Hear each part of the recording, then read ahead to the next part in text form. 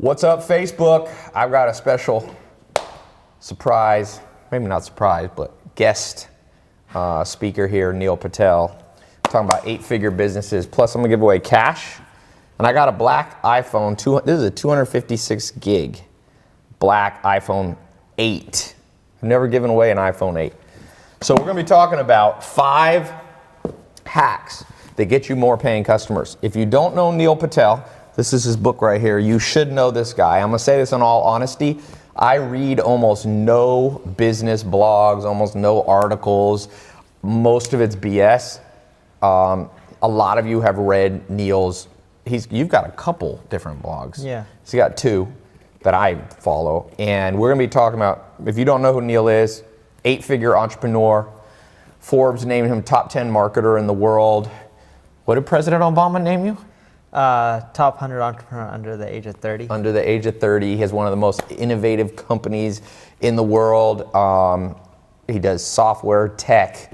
But a cool thing about Neil, what we're gonna be talking about, is he's got all these like quick hacks to get, number one, to get paying customers. At the end of the day, the hardest thing, Neil, is to get people to actually pay you. Like, people are launching social media marketing agency who work with me. People are, launching their online business, drop shipping. Let's just jump right into this. What's the number one, when you speak around the world, what's the number one quick hack somebody can follow to getting a paying customer? Do you do e-commerce advice?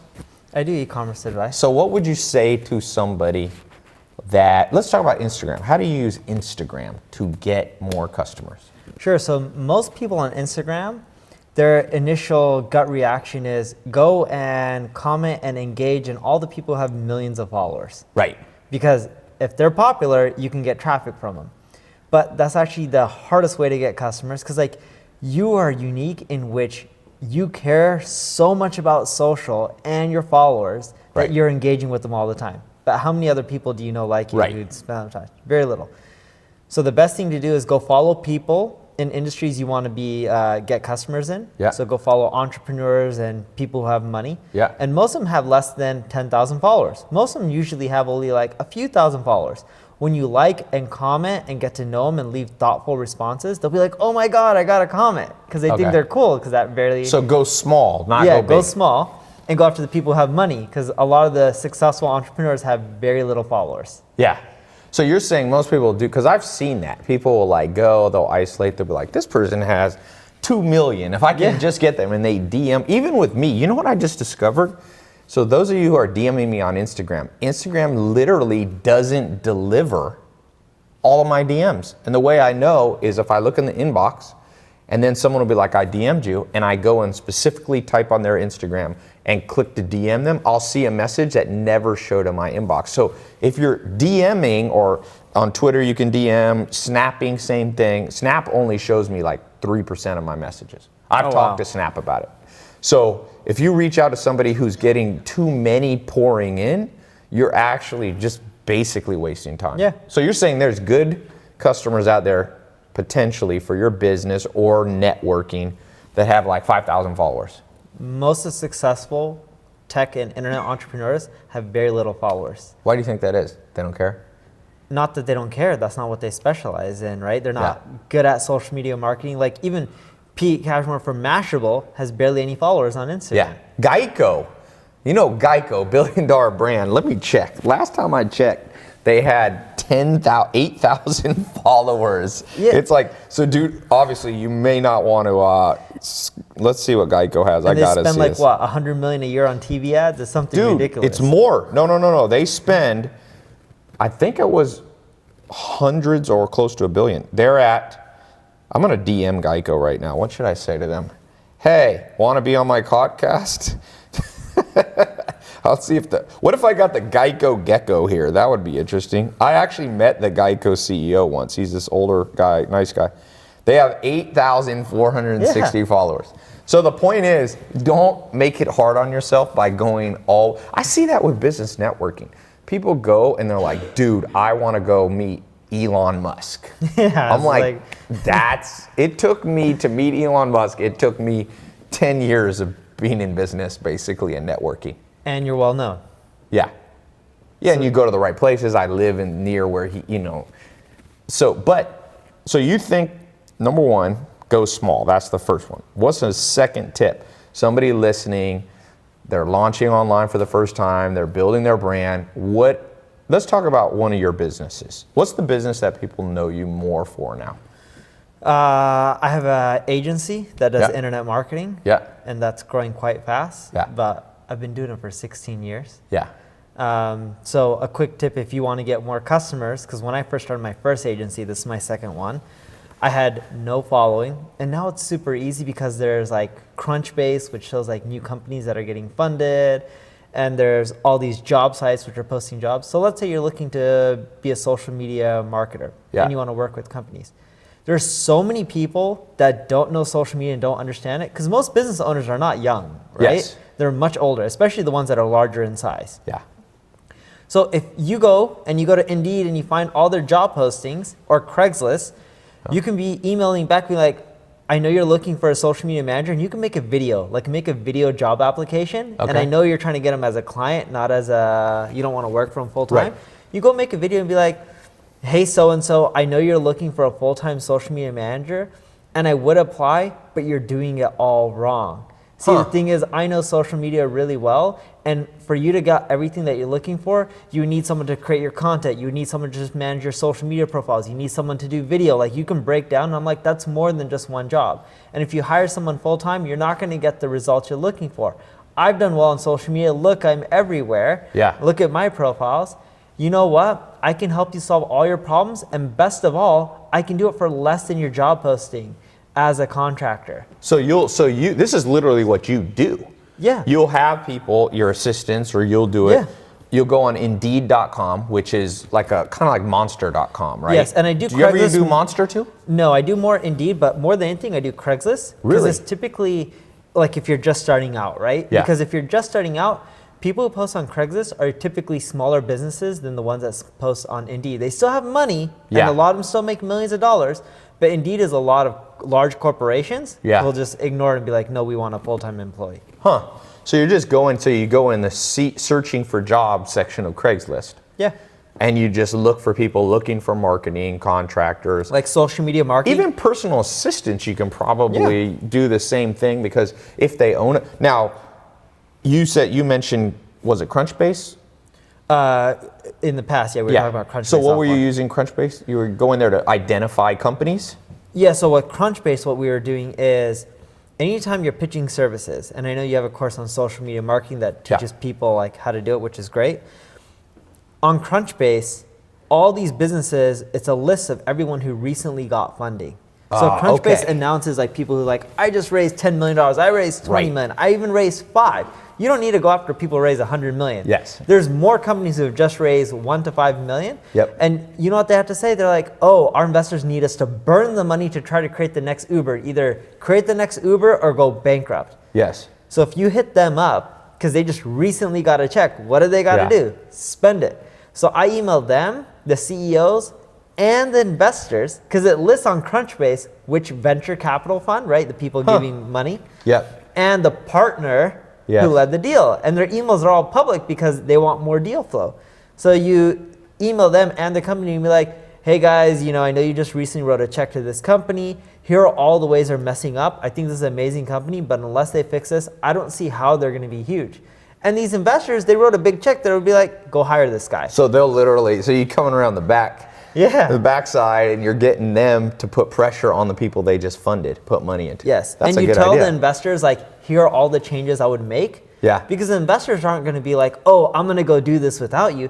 They're the guys writing a check. They don't want to do work. Yeah. They'd rather just go tell the other people, hire this guy. He knows what he's doing. What services, just as a side note, what kind of services do you find for your agency that are the most efficient to offer, that help people the most, that aren't too, some things you can offer people are hard to fulfill for people. They never are happy. What do you find? Do you have just a list of things that you say, this is usually number 1, 2, 3? The easiest moneymaker and actually the best service to offer is paid ad management. So like pay-per-click management, whether it's Facebook ads, Instagram ads, Google AdWords. Because most people that are buying and even spending $500,000, $1 million a month, or even $100,000 a month, they have no clue what they're doing. Yes, they're just throwing money at it. Yeah, because they're like, oh, everyone else is on Facebook. We got to go spend money on Facebook ads. So you'll basically come into them and say, what do you recommend for somebody watching that's doing Facebook ads or thinking about doing YouTube, Insta? Do you do a flat fee plus a percentage of spend? Yes. Or do you do, okay. So charge them at least a few grand. Yep. Or Yeah. 15% of spend. You can go Yeah. down to 10% of spend, and you can go all the way up to 20. Yeah. Getting more than 20 is a bit greedy. Yeah. Going lower than 10 is usually not worth it. Yeah. So even if someone's doing like 100 grand, you want to take 10%.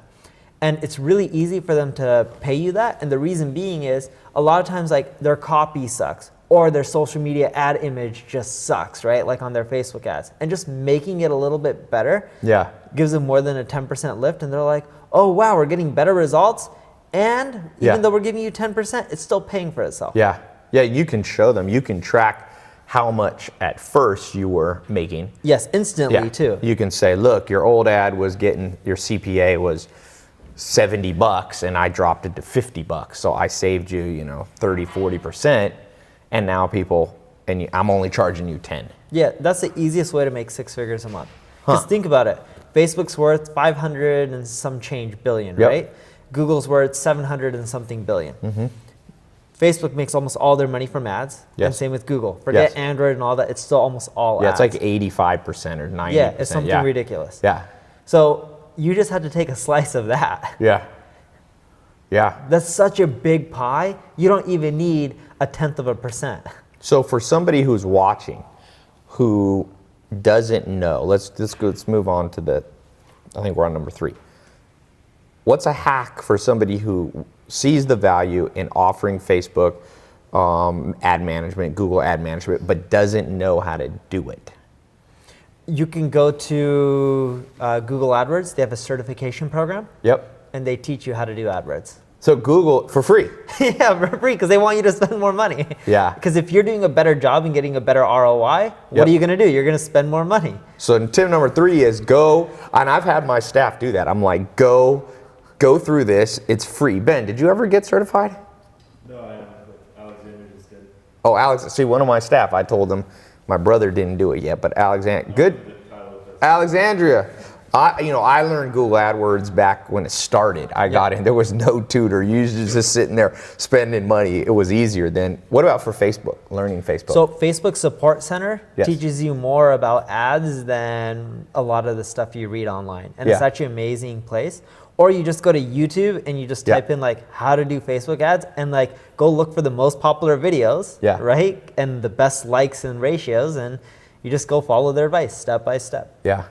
So it's not, the point is you can learn it much faster. You're not going to go from Monday and on Tuesday be the world's best expert, but you'll be good enough within one day. It's actually not that hard. You'll be better, put it this way, you only have to be a little bit better than the companies that are paying you, right? It's kind of like being a personal trainer. You don't have to be The Rock or Arnold Schwarzenegger to be a personal trainer. You just have to be in better shape than most people. Yes. The Rock might not hire you if you're not ripped and massive, but remember, in the modern world in personal training, a lot of people are 100 pounds overweight. If you have a 4-pack, you're good to teach them.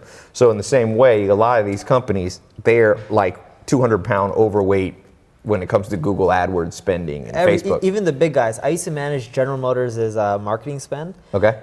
Just digital for their finance division. They have mortgages, Camping World Insurance, and all this other stuff, right? $5 million a month. Okay.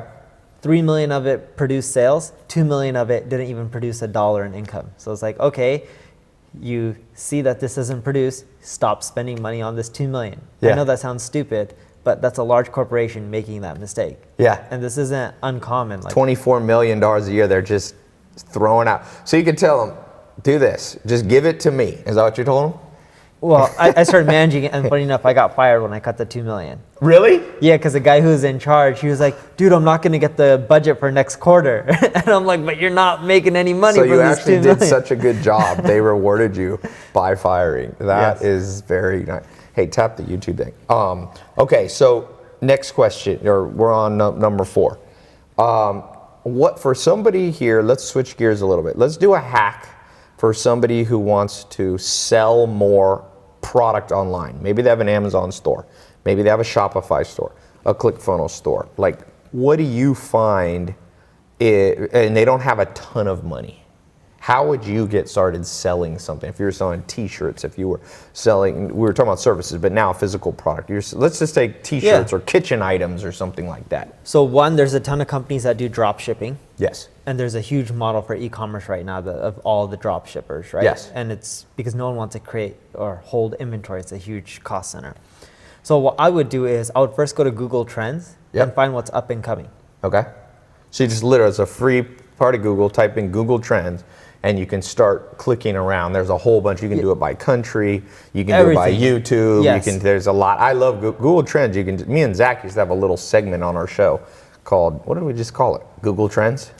I think so. It's very Trends with Tai and Zach. Google Trends with Tai and Zach. Okay, so you go there. Then what? You look for what's up and coming. Yep. You go find products that you see, like they show you a chart. Is it like going up? Is it going down? And then you go to like places like Amazon and you type in the product. Yep. If you don't see a ton of options, go and create it. Okay. And then just have someone drop ship it for How you. would you get customers? So let's say you got the drop shipping set up, you have Amazon set up, you have, Shopify or ClickFunnels set up. What do you do then? Because you can have a website and make $0. You don't have to get customers. Okay. If it's up and coming, the trends are showing that everyone's Googling this item, Okay. which means they're typically searching it on Amazon as well if it's e-commerce related. Yes. And if you create the product and there's very little competition, Yes. you can make a ton of money. So give you an example. Okay. I was at a mastermind in Dubai that I was speaking at, and I met a guy who started e-commerce in November of 2016. Okay. And we're still in about a year ago. Yeah, a year ago. He went from 0 to $48 million in 1 year. Wow. All he did, Google Trends, find the latest product, find a drop shipper, put it on Amazon. He's not what the best. genre was it in? Like widget spinners and every little thing like that. He did any product. He's done like kitchen I think appliances. I know that this guy's been WhatsApping me. Young guys? Yeah, young guy. Yeah, I He just know bought a that. Lamborghini. Yeah, that He wears guy like WhatsApp studded me. shoes and Yeah. stuff. And like he's like, I'm not the best Amazon seller, Yeah. but he's just like, I'm just finding what's trending and not much competition. He's like, you put it up. Yeah. So is he doing a ton of paid spend? No, Before I go- no paid spend. It's Really? just- So he got something that's hot. He ranked high in Amazon. well, there's not a ton of competitors. Right. So when people type it in, you're one of the few options, and Google Trends shows you what's up and coming Yes. without a ton of competition. Fidget spinners. 0 to $48 million by catching a trend. Let's talk on And multiple trends, because he's just like, yeah, you just go to Google Trends and you see what's up and coming and you just pop this shit on, because there's no competitors. You don't need to know marketing. You don't have to be the best. Now, you're not going to make crazy margins, but he was operating at like 15, 20% margins. Yeah. Who gives a shit? 48 million bucks? Yeah. That's a Even lot of money. 10% margins, you're making $4.8 million a year. Yeah. 400,000 net. That's not bad. Yeah. For some, I think the guy's under 25, something like that, or under He's 30. young. I think he's 30 or Yeah. somewhere around there. So let's switch gears real quick, because I've been talking about this. This is a bonus here. You make a ton of money, and I always joke, me and Maya, that you never spend any of your money. So, but you invest it. Yes. Let's talk about investing. What are 3 things? Let's just cover 3 things people need to know. You've literally invested. You never brag about your numbers, but you've got 8-figure business. That's probably conservative, and you got a ton of cash. What do you like? What are 3 things people with money, or even a decent amount of money, or even a small amount of money, need to know about trends in investing right now? So with investing, you see things that are up and coming like Bitcoin and Ethereum. If you're going to invest, think of long-term strategies. Things go up like crazy and they go down like crazy. When Bitcoin goes up 20% in a day, that means those like Bitcoin can also go down really fast, which we've seen it as well. Yeah. So I'm not saying you shouldn't invest in cryptocurrencies, because I do believe it's the future, but don't look at it, oh, today it went up, oh, it went down. Look at it as, I'm going to put money in, and I'm not going to check what it's at until 5 years from now. Yeah. That's how you make like 10, 20x on these cryptocurrencies, right? Because when you start day trading and be like, oh, it went up, I'm just going to cash out and make quick bucks. Or when it goes down, be like, oh my God, I lost like 10 grand. I got to liquidate, and like you become too emotional. Yeah. So think long So term. it's classic. That's the same with the stock market. That's the same with real estate. One of the best things that can happen is kind of like what happened to Zach's uncle, where he forgot his password and can't get into $500,000 worth of Bitcoin. The best thing that could happen to your uncle Zach would be if it took 20 years for him to finally find the password on an old piece of paper in a shoebox when he's moving. Yeah, no, probably not in the laundry. And he pulls it out and he's like, "What's this? This is my password, my secret password for my, wallet." And then he goes in there. What do you think Bitcoin could potentially be in 20 years? It might be at, 200,000 or something like that. And he has 10 Bitcoin, be multi-millionaire. Probably wouldn't buy Facebook. Or he gives it to you and you inherit it. No, Zach's going to be trying to knock this guy off. He takes his uncle. Don't you love hang gliding? So, all right. So that's tip number one. Invest in things with solid potential and then just stop checking them because you don't check your house value every day. No. Yeah. I don't understand why everyone's like, "Oh my God, Bitcoin's up like 2,000 points." And I'm like, cool, don't worry about it. It's like, are you going to sell it? No. Then what difference does it make to your life? Yeah. Right? Goes down. I'm like, are you going to sell it? No. What difference does it make to your life? And you actually want it to go down. I wish Bitcoin would go down to $1 again. Yeah, it buy was a at shitload. $1. Then you buy, because if it goes down to $1, people say it's a bubble. If it's a bubble, it goes down to $1. Trust me, it's going to shoot back up to 10,000. So you should buy. Boy, if Bitcoin ever went to $1, I would go all in. Now it's not going to go to $1 probably. I would sell everything I have. You sell everything you have and just buy Bitcoin. So you don't. So the point is, if you are a good investor and you have your head screwed on straight, you can understand that there's nothing wrong with the cycles of capitalism. You want real estate to go down because as long as you don't sell your house when it's down, you don't lose a penny, right? Then you can buy your neighbor's house. You can buy everybody's house that's having a heart attack. Okay, what's hack number 2 for investing your money, your profits from your business? Because I've got now a lot of people are starting to make money from all these different programs I have, and they're doing some dumb stuff with their money. So that's why I literally built an investment course. By the way, I launched this Bitcoin Crypto Academy. We'll put a link. It's tailopez.com. Do we have a special link for this one podcast?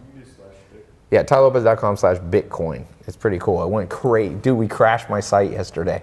From this? It took like 1 hour to get the site up. I was kind of pissed. It's a little bit like things crashing. Should you be happy or should you be sad? Yeah, I'll be upset because I'm like lost revenue potential, but I'm happy that I'm like, oh my God, this is doing there. well. Yeah. I saw Kylie Jenner once crash Google Analytics live. Have you ever seen that? No. She had like 250,000 people hit her checkout page in 1 minute. Do you know how rich you will be? She made $430 million selling makeup in the last 18 months. Seriously? 430. She owns the whole thing herself, her and her mom. Good for her. She's grown faster than L'Oreal, Maybelline. That's the power of social media. That is. So number 2, what's your number 2 hack or piece of advice for people as you make money to do with your money? If you don't know shit about investing, your best bet is real estate. Okay. It's where dumb people get rich. It really is. So you don't have to do some real estate because you're not dumb?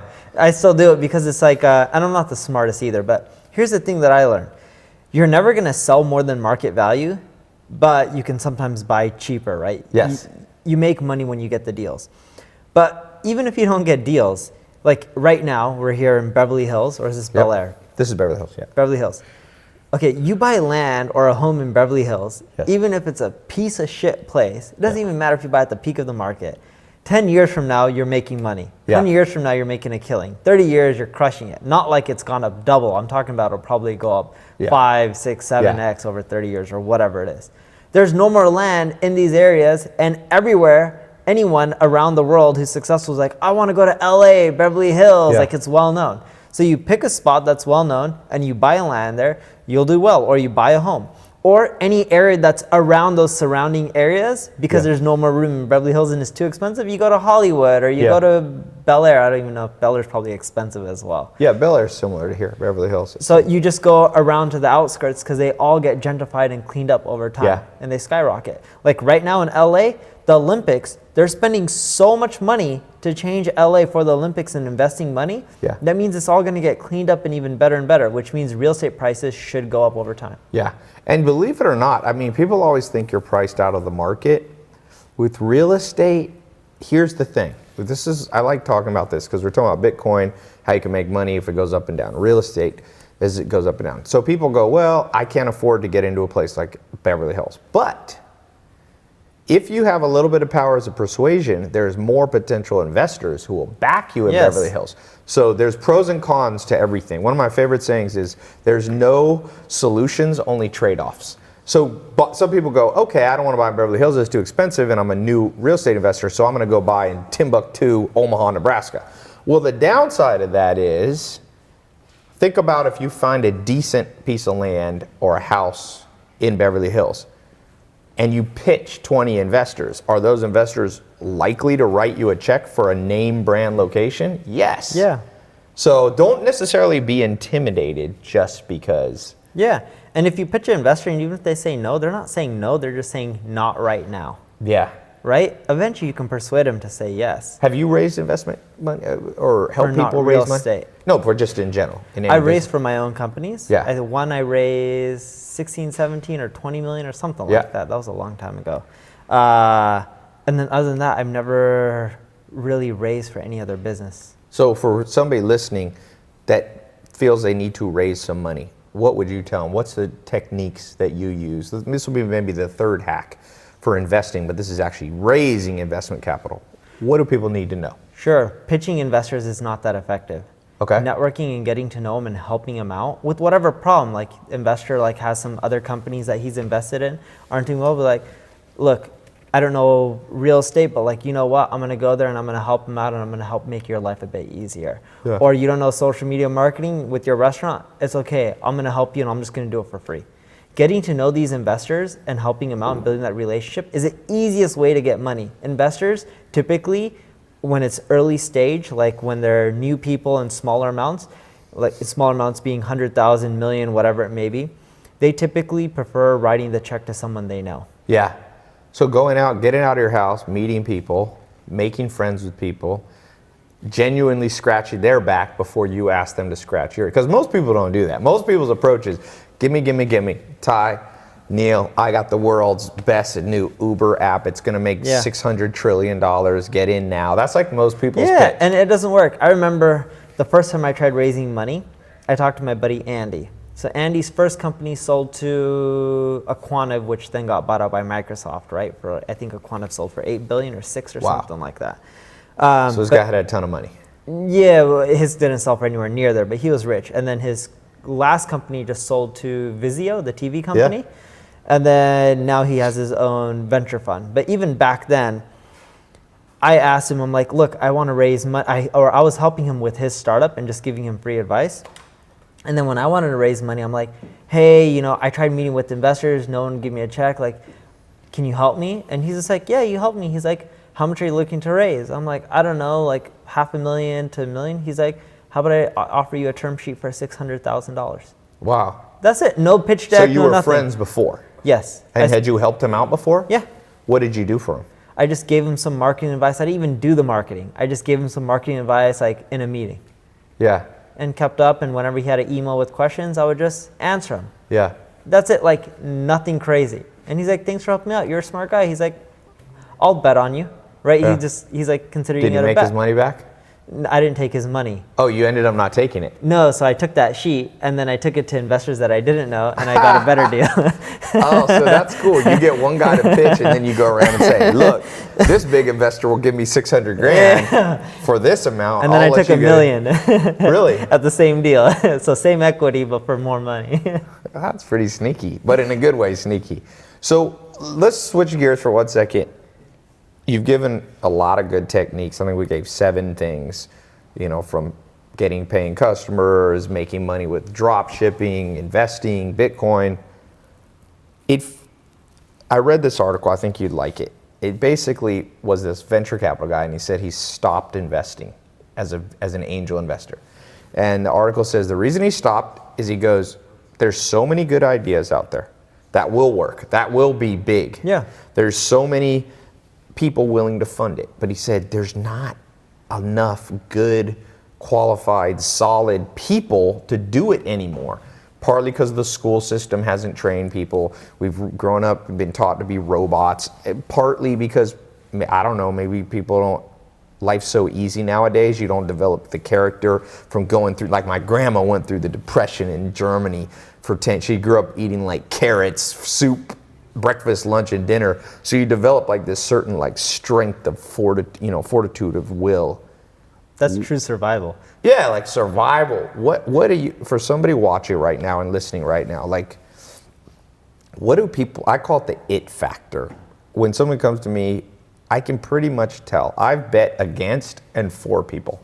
And nobody I've ever bet against, now I usually don't tell them because I don't want to be rude, but just I've never seen but somebody I bet against actually do well. And the people that I bet on, some of them haven't gone, but a fair amount of them have gone on to do big things. What do you look for? Like, what is that someone can start building within themselves, that it factor? I look for someone who's really good at one thing. Okay, so like focus? Yes, because you're either going to be like, you are an amazing marketer, building communities, building that tribe, educating, like rallying people up, and you can get people to do a lot of things, right? Like you can command audience. Gary Vaynerchuk is another person who's amazing at that, right? Some people are amazing at engineering and coding and solving problems. Some people are beautiful designers, like Apple hires amazing product designers, right?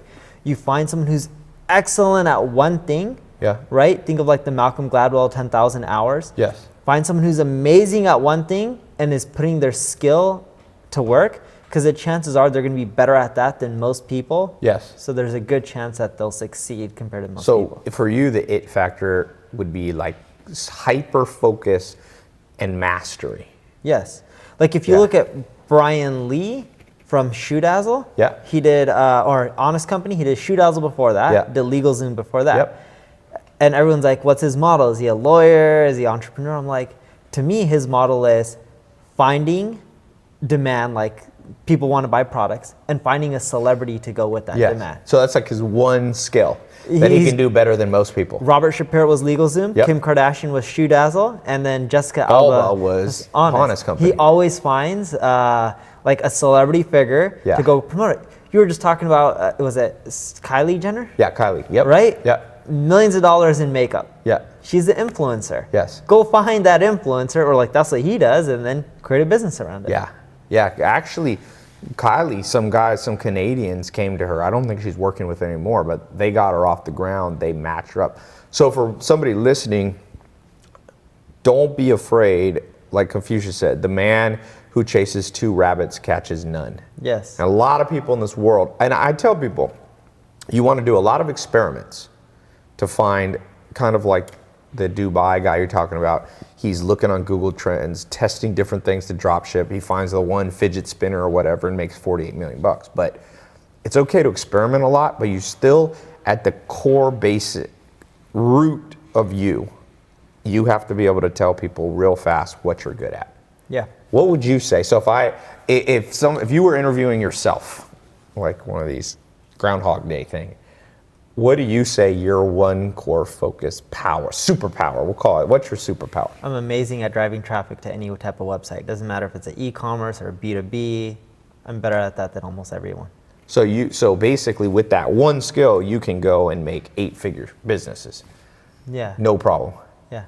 So let me do a quick, we're live here. Let's see, what is your superpower? And I want to do some live. I like being live, and I'm going to get Neil to give his opinion of just a business idea for you. So those of you not sure what you want to do, just comment with some superpowers that you have. It could be public speaking. It could be you're great networker. It could be you're great at Excel. It could be specific. You're good at Google AdWords. Read a couple of these off, Sam, when you see somebody. Google and Facebook marketing. So what would you say there? That's an easy one. Yeah, that's the easy one. So let's say you're great at Google and Facebook marketing. I would end up telling them, like, all right, go find a company who's on Google doing paid ads, Yep. and Facebook doing paid ads. Yep. Right? Because that means they're usually not in the middle or leveraging the free traffic like you do really well. And you end up going and finding the CEO of that business. Yeah. Their email's all online. You just Google for it, right? Yep. And you say, let's say their name is John. Hey, John, I know you're really busy. You're spending a ton of money on Google and Facebook ads because your team doesn't know how to get the traffic or traction organically. Right. I can solve that for you. If you can, please forward this over to the person in charge of marketing so that way I don't waste any more of your time. Cheers, Neil. Now, they don't always forward it, but I found that like 20-30% of the time they forward it because in their mind, they're like, yeah, I'm wasting a lot of money. I don't know if this guy's good, but let me forward it. So just 3, if you email every 10 people, you should get 2 or 3 of those emails. Now, Correct. will the marketing person contact you usually? Yes, and if the CEO of the company says contact this person, forwards it, Right. not only they're going to contact you back, you have a high chance of closing them as a client because they're like, oh, the CEO told me to talk to him. Yeah. You never said in the email, hey, John, we don't know each other Yes. or anything like that. The marketing person usually assumes that you know the CEO and they never ask you if you do. You're not Yeah. lying. They're Yeah. just assuming, and they usually hire you because they're like, oh, the CEO The told me CEO to wants, that's a good one. Let's do one more. Oh, someone had self-publishing in there? So they know how to put, they're writers. They know how to write. What would you do if you were good at writing a quick book or an ebook or something to put on Kindle on Amazon? Yeah, sure. So a lot of days, everyone's like, oh, I'm really good at self-publishing. I want to go and put my book on Kindle. I want to go put it on, create a print version of the book and get it out there in bookstores. But anyone who's in the publishing world knows that books don't make that much money. Yes. Ebooks make way more money. You Yeah. can charge way more money for the same thing in a digital format Yeah. with less cost. I would go to all those sites like, I'm blanking on the name, like where you can actually sell courses. Yeah, like you could do Udemy. There yeah, you go. Coursera. Udemy. There's tons of them. Yep. And they already have so much traffic. Yes. Go look for the most popular search terms. Like you can use Google Trends to Yep. see what's popular. And then you go compare that to how many courses they have in that space. Yes. And then just go and start creating courses. You'll quickly make money. Like a buddy of mine, Andrew Dumont, doesn't know shit about ebooks or any of that. He's like, dude, I just popped it up. I'm not big compared to the people on there, but he's like, I'm making like 2-3 grand a month, 4 Yeah. grand a month, just selling some ebook. And he's like, create it once and just keep selling. So automated income. So for all of you listening, as we wrap up, remember, get a superpower and then build around the superpower. Don't forget one of my favorite cliches, KISS, K-I-S-S, keep it simple, stupid. If one thing I like about Neil, he's like very down to earth. By the way, I want to take a second. He's a New York Times bestselling author, and you got some good testimonials on the back of this book. Daniel Pink, the famous evolutionary psychologist. Dan Heath, he's the guy who wrote Made to Stick. Who else you got? You got Tucker Max. Oh yeah, this Raj. I'm not even going to try to pronounce his last name, from the University of Austin. That's where Dr. David Buss is from. So go check out Hustle. And by the way, how do you pronounce that guy's name? I'm not even going to try. Patrick Velaskovitz. Okay. Yeah. We'll just stick with Neil Patel. Neil's here. Check out Hustle. Without a doubt, you know, one of my favorite sayings is everything comes to him who hustles while they wait. Like when you brush your teeth, read a little magazine, read a little book, have some cue cards, memorizing things. Like hustle is not, you know, I think that hustle is a term that's sometimes overused and used incorrectly. Like I think sometimes people, to me, hustle is like banging your head against a concrete wall and it's not working, so you hustle and bang it against a concrete wall even harder. But that's not, the essence of hustle to me is you still have to work smart. If the wall ain't gonna break, don't try to bang your head and hustle harder. Hustle then is going and finding a shovel and dig under it, or a ladder. So it's more like hustles to me is more like ingenuity Yes. and energy combined. So it's all about hacking life. Yeah. What's your favorite hack that you have in here? So one thing that I tell a lot of people, Yeah. when you're born and you're a little kid, you're just like, oh, I want to be an astronaut or I want to be a doctor. And most people can't figure out what they're passionate about in life. And they think that you're just supposed to be born and you know what you want to end up doing. what we tell people is go do a lot of little experiments. Just go try something for an hour, not even a whole day, Yes. and go try like 5 things that you think you may like. Yep. And through that little hack, you'll eventually learn what you don't like, Yes. and that'll help you get to the path of what you do like in life and what you're passionate about. Yeah. Which then gets into, most people are like, oh, what am I amazing at? Usually what you're good at naturally Yeah. is what you tend to love and you're passionate and you tend to eventually become like an expert at. Yeah. Yeah, you got to, Stephen McCumsey used to tell me, Ty, you got to follow your energy. So follow your energy, find a superpower, build around it. I'm going to go to tailopez.com/Neil. Okay, tailopez.com/Neil. We'll put a link to the book Hustle and some stuff, NEIL, for those of you listening and watching. And for those of you asking on that Bitcoin, tailopez.com/Bitcoin if you want to get in the Bitcoin Crypto Academy. All right, let's do this giveaway. Can you hold these? Yeah. You're going to be the first prize is this iPhone 8, not even a 7. Let me snap real fast here, just so, do a quick shout out.